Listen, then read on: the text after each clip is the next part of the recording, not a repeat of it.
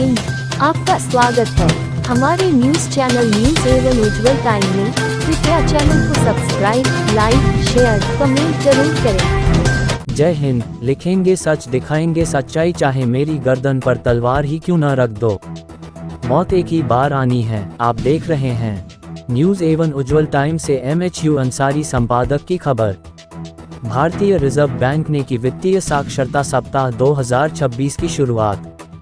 देश भर में वित्तीय शिक्षा के संदेशों के प्रसार के लिए वर्ष 2016 से भारतीय रिजर्व बैंक द्वारा प्रत्येक वर्ष एक विशेष थीम पर वित्तीय साक्षरता सप्ताह का आयोजन किया जाता है। इस वर्ष वित्तीय साक्षरता सप्ताह 2026 9 फरवरी से 13 फरवरी 2026 के बीच मनाया जा रहा है, जिसकी थीम KYC सुरक्षित बैंकिंग की ओर पहला कदम, KYC your first step to safe banking रखी गई है। इसमें अपने ग्राहक को जाने, KYC संबंधी मूलभूत बातें, केंद्रीय KYC रजिस्ट्री CKYC और खाते के उपयोग संबंधी सावधानियां, अकाउंट हाइजीन और अनुशासन के बारे में जन सामान्य को जागरूक किया जाएगा। भारतीय रिजर्व बैंक लखनऊ द्वारा नाबार्ड बैंक, RCETI जैसे विभिन्न हितधारकों के समन्वय से राज्य भर में जागरूकता कार्यक्रम आयोजित किए जा रहे हैं। इन गतिविधियों में उत्तर प्रदेश के सभी 75 जिलों में जनता के लिए वित्तीय साक्षरता शिविर आयोजित करना और लोगों को अपने ग्राहक को जाने, KYC के बारे में जागरूक करना शामिल है। बैंकों को निर्देश दिया गया है कि वे अपनी वेबसाइटों, ATM, मोबाइल एप्लीकेशन और अपनी शाखाओं में लगे डिजिटल डिस्प्ले बोर्ड पर भारतीय रिजर्व बैंक द्वारा तैयार की गई वित्तीय साक्षरता सामग्री को प्रदर्शित करें।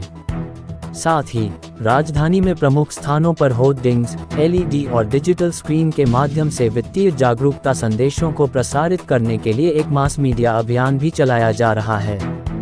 वित्तीय साक्षरता सप्ताह 2026 का शुभारंभ भारतीय रिजर्व बैंक लखनऊ के क्षेत्रीय निदेशक पंकज कुमार द्वारा 9 फरवरी 2026 को लखनऊ के होटल ताजमहल में किया गया। इस अवसर पर तमाल बंद्योपाध्याय विशेष अतिथि, सोनाली दास महाप्रबंधक भारतीय रिजर्व बैंक, मुख्य महाप्रबंधक नाबार्ड, महाप्रबंधक SLBC, सभी बैंकों के वरिष्ठ अधिकारी तथा भारतीय रिजर्व बैंक के अन्य अधिकारी उपस्थित रहे। उद्घाटन समारोह में वित्तीय साक्षरता सप्ताह थीम पर आधारित वित्तीय साक्षरता पोस्टरों का अनावरण किया गया। अपने संबोधन में सोनाली दास महाप्रबंधक भारतीय रिजर्व बैंक ने वित्तीय समावेशन के लिए वित्तीय साक्षरता के महत्व को रेखांकित किया। उनके द्वारा KYC के विभिन्न पहलुओं पर प्रकाश डाला गया। कृपया चैनल को subscribe, like, share, comment, support जरूर करें।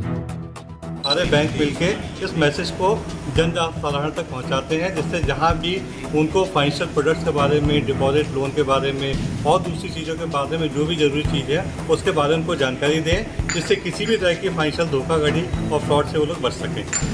साथ जहाँ पर लिटरेसी रेशियो कम है उसको लेकर क्या कुछ कहेंगे, वहाँ पर किस तरीके से ये कॉन्सेप्ट पहुँचाएँ।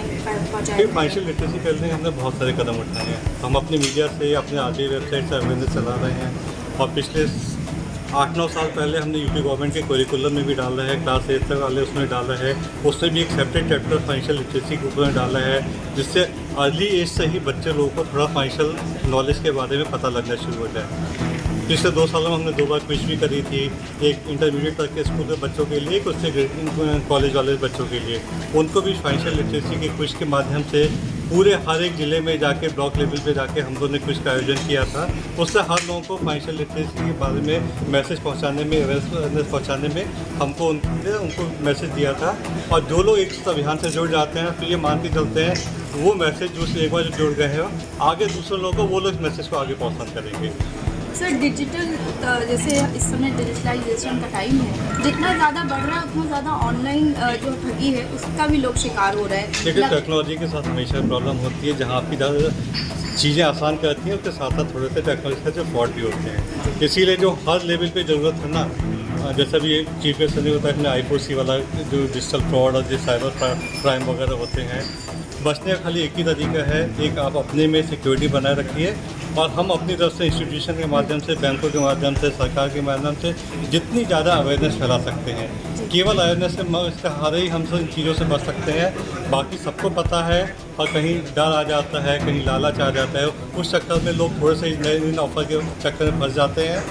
वो इनसे अवेयरनेस के सहारे हम लोग ये बताना चाहते हैं कि कोई भी चीज़ ऐसी नहीं है जो आप नॉर्मल बैंकिंग चैनल के थ्रू नहीं कर सकते। डर और लालच में के अगर चक्कर में नहीं आएंगे तो आपका पैसा सुरक्षित रहेगा और सिक्योर बैंकिंग आप लोग कर सकते हैं। What you can say about the unique 14-digit CKYC ID issued by the unique 14-digit CKYC issued by CKYC एक सबसे अच्छा है कि आप जितने भी इंस्टीट्यूशन है, चाहे बैंक हो, फाइनेंशियल इंस्टीट्यूशन हो, आप इंश्योरेंस प्रोडक्ट खरीदते हैं, म्यूचुअल फंड खरीदते हैं, स्टॉक मार्केट में आते हैं, जितनी भी रेगुलेटेड एंटिटी है सबका एक यूनिफॉर्म KYC पैटर्न है। 5000 से ज़्यादा एंटिटी CKYC में रजिस्टर की जा चुकी है। एक में भी आपने एक बार रजिस्टर कर लिया तो दूसरी एंटिटी को आपको डॉक्यूमेंट देना नहीं पड़ेगा।